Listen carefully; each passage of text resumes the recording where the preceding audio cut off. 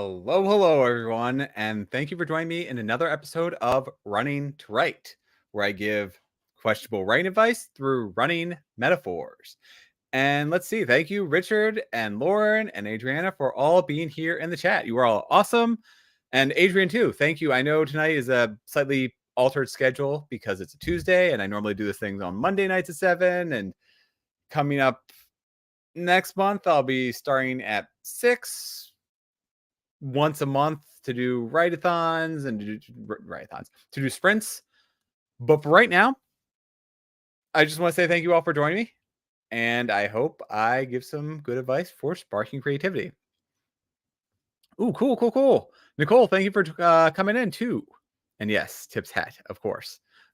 Shannon, wow, it is a full house tonight. I am thrilled that you're all here. And yes, please do like, share, subscribe. I'm up to 271. Well, Richard told me that I'm up to 271. Let me check the actual stats. So I am up to 271 subscribers. So thank you. We are getting closer and closer to 300. Let's get there, I guess. No, I should not do Tuesdays more often. Mondays are the easiest night to do this. Just the way things work. Unless it's a holiday or something like that, or I'm out of town or doing whatever. Yeah. That's all I got.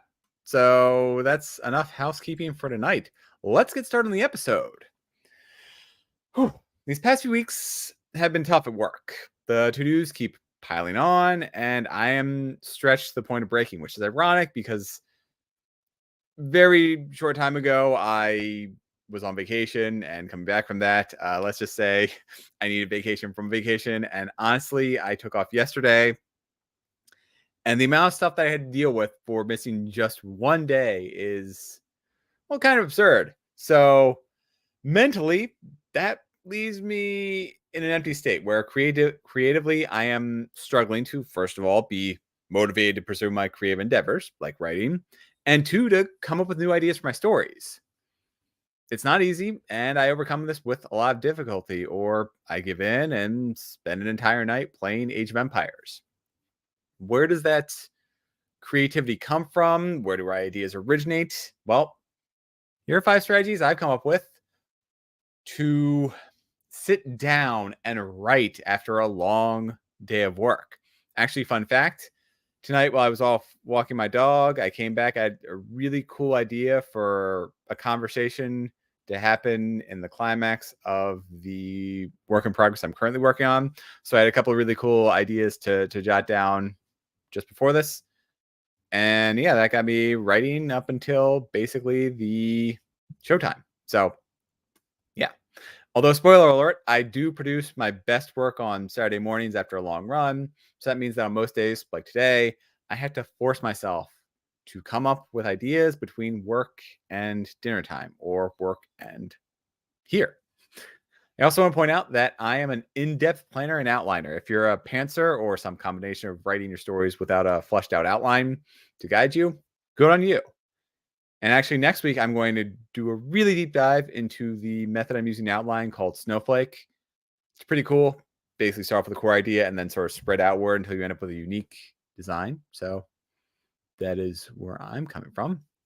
Now, my creative process is rigid and structured because otherwise, I probably wouldn't be able to write. Or if I did, I would spend most of the time staring at a blank page with no idea what to do next.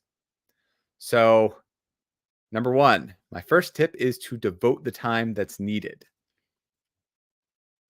Makes sense. Sorry, I'm checking out. No, I did not feed the dog yet. Sorry. And yes, woo, Age of Empires. Yes, burnout is serious. I was just having a conversation with one of my coworkers about it today, and yeah. Yes, our goals of becoming independently wealthy have not come to fruition yet.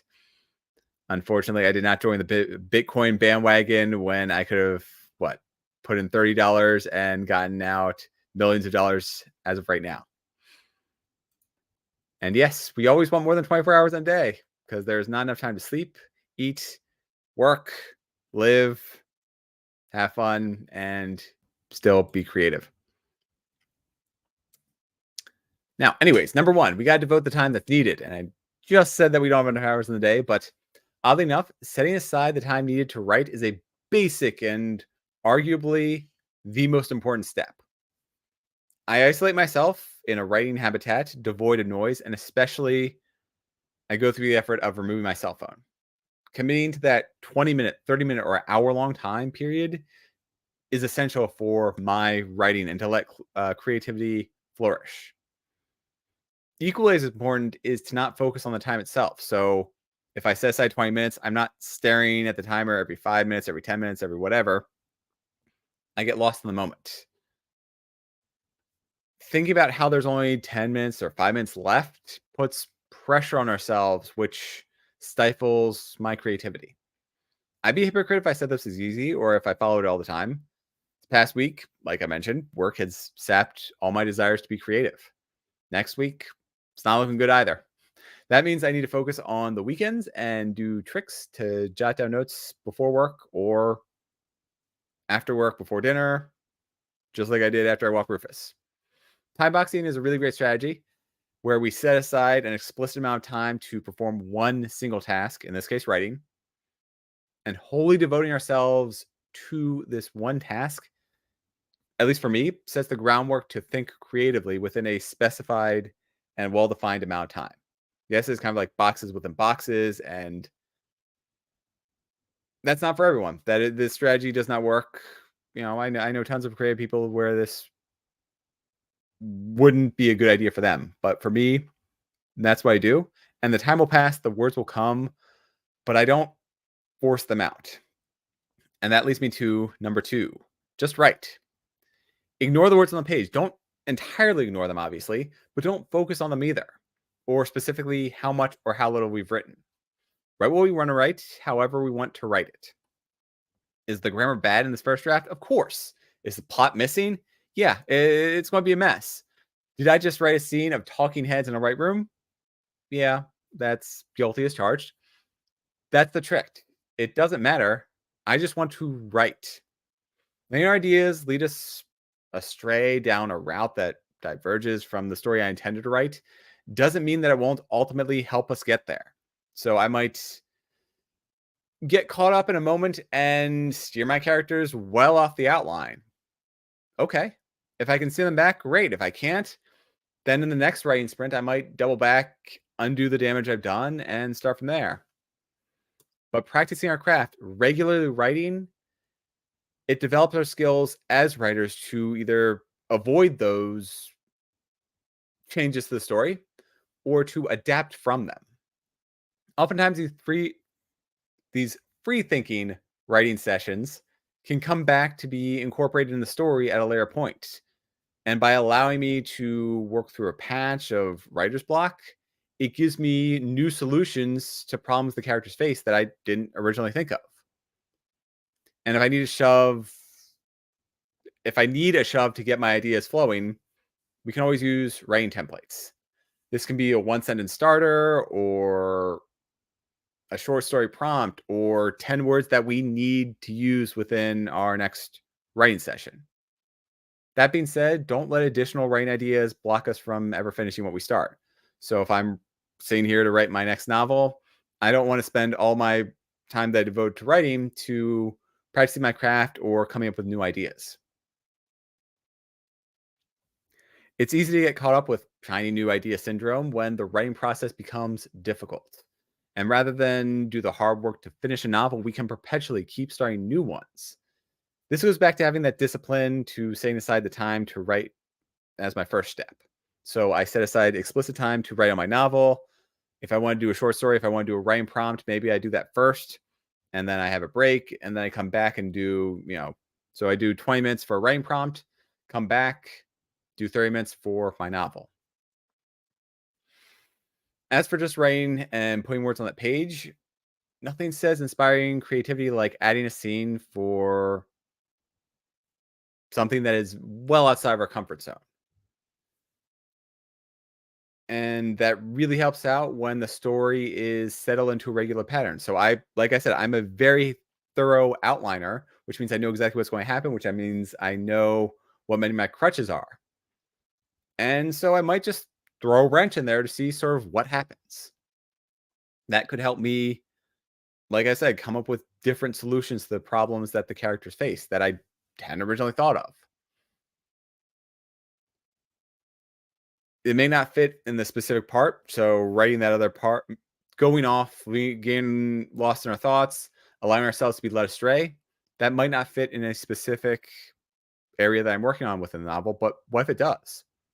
What if we now know where to take the story and it's better than our original plan? I also recommend not skipping to the best parts of the story. I've given this advice in the past to, if you're really stuck, skip to a part that you want to write. And I've heard it before myself, but I tend to write from beginning to end. If I stopped in a part that I didn't want to write or didn't know what to write, to skip to a climactic action scene, then the part that I skipped becomes a mental block in my own thoughts. And it is more likely that when I come back to it, I'll be devoid of creativity. Worse, that may come through to end readers because if I don't want to write it, they probably don't want to read it. Now, that being said, if your mind works differently than mine and jumping around allows you to circle back and maybe you know exactly where you want the characters to go or some specific plot thread you want to build in, and that lets you go back to those scenes so that you can avoid the swampy middle, then go for it. My whole point with this strategy number 2 is to not stop writing. Oh boy, I missed some stuff in chat.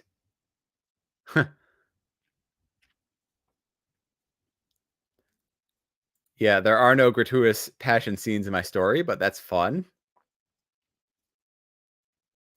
Yeah, just like eating, you might not want to eat the thing you want first, or if you're a kid, you got to eat your vegetables first and then get your ice cream.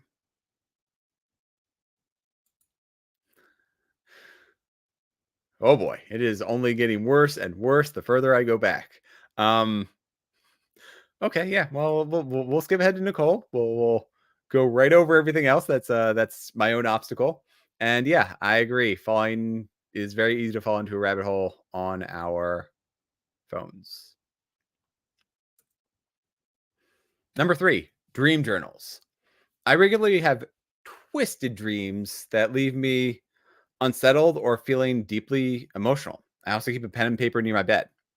That way I can write down ideas from the dreams that I remember and hopefully try and recapture some of those feelings that I remember waking up to, whether that's extreme joy, extreme sadness, extreme love, whatever. And I've woken up from more than a few of those dreams to jot down as many notes as possible from what I can remember, simply because I felt so moved by the people that I interacted with in my dreams, or utterly horrified by some of the demented and sick and horrific things that my mind can come up with as ways to scare myself into waking up. Yeah, it can get pretty twisted up in here. So, yeah. Anyways, if I could inspire a fraction of the emotions that I feel in the readers of my works from some of my dreams, then my job has been more than accomplished. That one spark can be both the easiest and hardest step.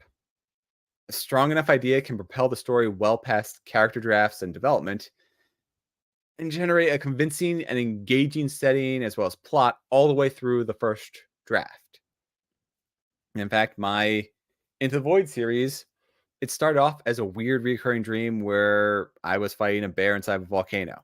Now, things evolved drastically different from there, but that's where that one of the core inspirations was for this entire series.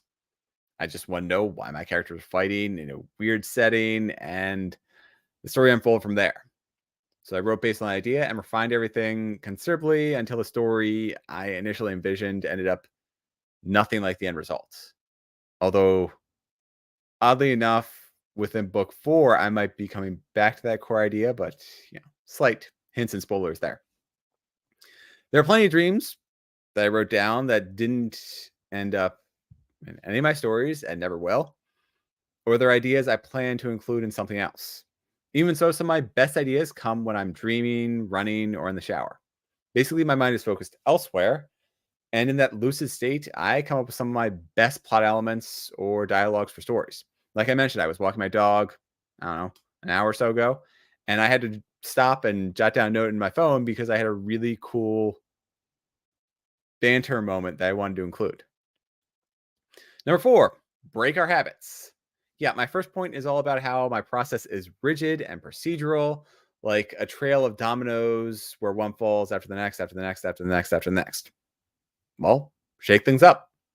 Write in a different room or outside or with music if you usually write in silence or vice versa. Again, that won't work for me because I absolutely need to write in silence. Doesn't work when I listen to music, especially doesn't work if I listen to music with um, words. I don't know another way to say it. With lyrics. If I listen to a song with lyrics, that completely derails all my trains of thought. So, yeah, here are some suggestions. Take with them what you will. And I came up with my writing habits because that's what felt the most natural to me. But that doesn't mean it's the best method for me or that it can't be refined. Not only will writing in a different place stir up new ideas, but that can lead to improvements to our writing habits. So if I find that I write better on the couch, great. If I find that I write better outside in the park on a bench or something, wonderful. Very unlikely because that is an environment completely out of my control with people running by and doing all types of different things. There's all kinds of other distractions. But if that works for you, go for it. And lastly, number five, write without inhibitions. Don't worry about what the end results will look like or what readers may think about the finished novel. Here's a long winded tangent. So, 30 years ago was a magical time. Some of the objectively and measurably best movies of all time came out that year. Jurassic Park, Shawshank Redemption, The Sandlot. Though now seeing a group of kids wandering around a neighborhood, first of all, wandering around a neighborhood together is weird. But the fact that they don't have cell phones makes that Sandlot stuck in a past era, which was weird because the movie itself takes place in the glorified past, whatever. Anyways, best of all, most of these greatest movies still objectively hold up. I mean, Jurassic Park is kind of the gold standard for an adventure movie. Now, how and why have these stood the test of time?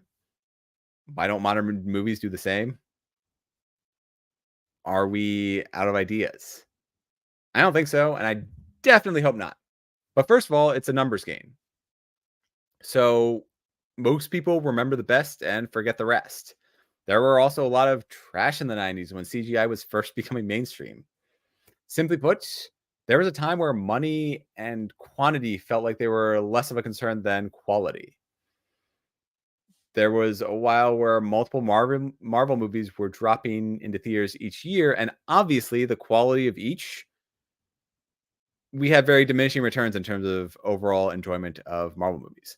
Now, they have since taken a step back and they might be pumping out one every 2 years. Same thing with the Star Wars movies.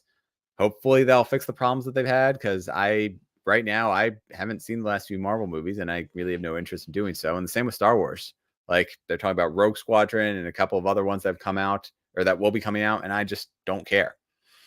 But, anyways, that speed, the pace that they had coming out with stories meant that the quality took a massive hit in exchange for what was assumed to be increasing stock values for the House of Mouse. But painstaking care used to be devoted to projects rather than vomiting out anything as soon as possible, knowing it'll be forgotten in a week or two because we just need to get that content out there. To drive this point home, look no further than the costume designs between Lord of the Rings and the Rings of Power. Again, I know I'm taking cheap shots here, but the Lord of the Rings, had actual chainmail fit for the heroes and extras. Whereas Rings of Power, which had $1 million budget per episode and $1 billion overall, they had t-shirt prints with chainmail, like chainmail print. So it was, cloth, which absolutely did not hold up in 4K or on my TV upstairs. Worse, the stories coming out now try to cater to everyone. And in attempting to please everyone, they lack the fundamentals of storytelling, so they actually please no one. Think about it this way with which one was it? Guardians of the Galaxy. That is a perfect example. I really like, really enjoyed one, didn't like two, and hated three because, well, the plot is a mess and it's trying to focus on each individual character way too much. There's a whole bunch of other problems, but basically, from a plot standpoint, they're trying to focus on every character, give them their own screen time, so that you get these really watered down and simplified stories that the more you look at, the more you think about, the quicker they break down. And that's how a lot of these stories are. The second you take a closer look at them, they're, you know, they're in the kiddie pool. They're in the shallow end. There are exceptions, and most of those are when storytellers retain control of their material. I'll say that One Piece, the live action, did a very good job. It isn't perfect by any stretch of the imagination, but it was thoroughly enjoyable, and it did a very good job of condensing the first arc of One Piece.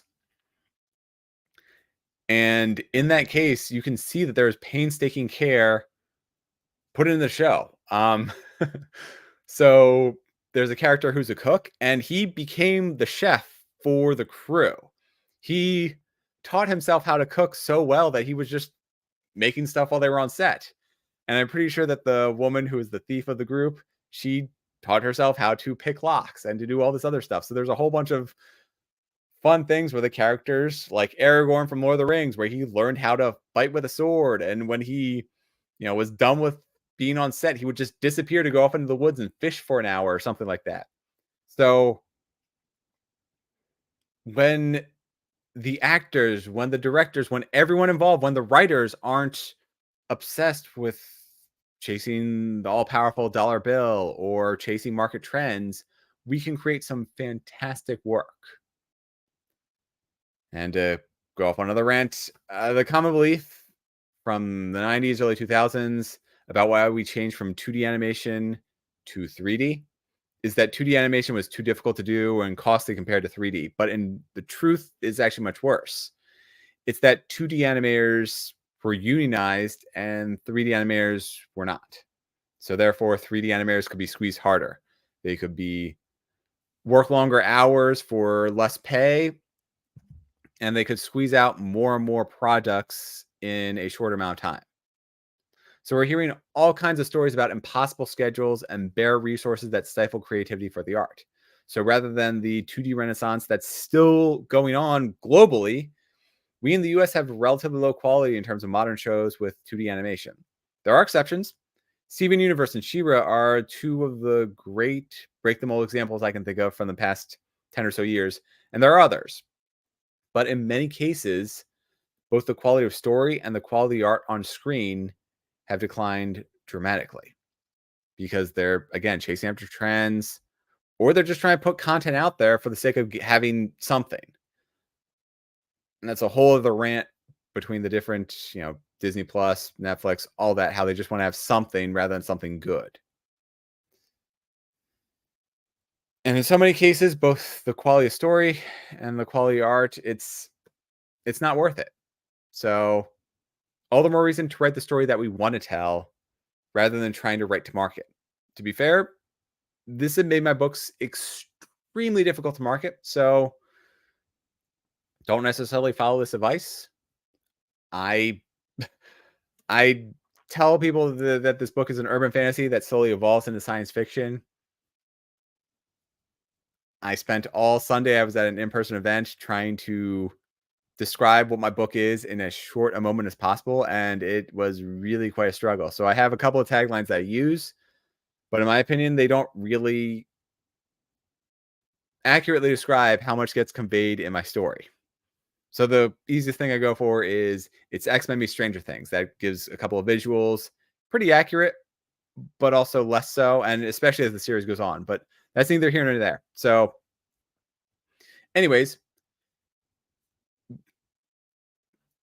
please do take everything I say with a grain of salt because given that objectively trash novels like the 50 Shades series, they have crossed into the billion-dollar threshold for IP if we factor in movies. And so maybe we should care about the words we put on the page. I don't know. All I'll say is that my strategy for building my creativity relies on writing the stories I want to tell without thinking about marketing or end readers until at least the second draft. And that's a whole topic for a different night. Those are my tips to spark that creativity. I am Ben Pick. Thank you for joining me in Running to Write. Let's check out the chat. Stranger Things meets X-Men. Yeah. How many did I sell? That is a good question. So it was a local event. The table was $85. I gave away a couple of books to the people nearby. We did book swaps. The numbers are upstairs. I know I made back my table, which means I probably sold, I don't know, 12 books, if that number adds up right. I think so. The cool thing, though, was that I sold 3 complete sets, which means that somebody came up, I talked to them, and they bought books 1, 2, and 3, which I just found astonishing. I myself would not have. When I find a new author, I buy their first book in person. I get them to sign and do whatever, and then if I like it, then I'll go back for books 2 and 3. But I was really humbled by 3 separate groups of people buying all 3 books. So that was a lot of fun. Exactly. Now, what are some of the strange sparks that have initially inspired your works? So post in the comments below if you have some wonderful insight that I can use.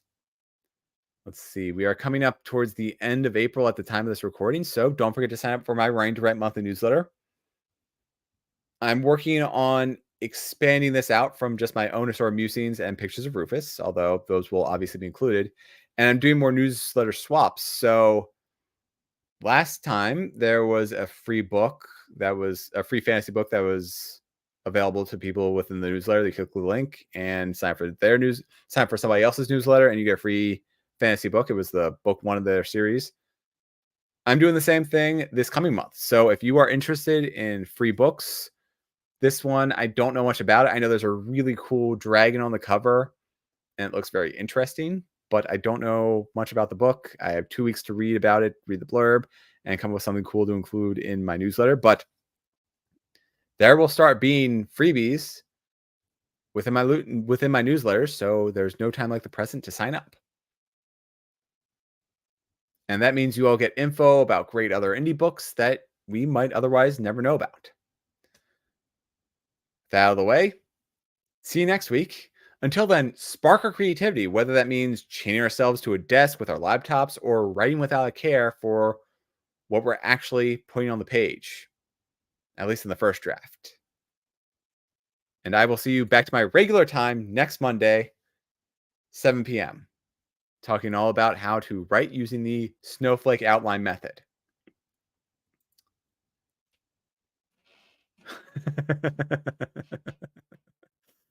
Yeah. There are always interesting things to inspire people. Oh boy. Well, have a wonderful night, everyone, and I will see you all next week.